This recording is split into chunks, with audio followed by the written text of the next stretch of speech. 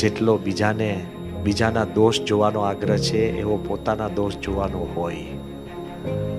The way we enjoy in finding faults with others, if we focus on finding our faults. જેટલો બીજાને સમજાવવાનો આગ્રહ છે એટલો પોતાને સમજવાનો હોય. I think I'm giving you a secret to have a happy ever after life. જેટલો બીજાને સમજાવવાનો આગ્રહ છે એટલો પોતાને સમજવાનો હોય. The zeal that you have to explain to others, if you have the same and similar zeal to understand or explain to yourself, Gunatyan Swami says, kai prashna rahe જ નહીં. You would be free of all challenges. In one of his other vaat, he says very simple, જ્યારે દુઃખ થાય, when you are hurt, pained and when you suffer, પોતા કરતા દુખિયાનો વિચાર કરવો તો દુઃખ રહેશે જ નહીં.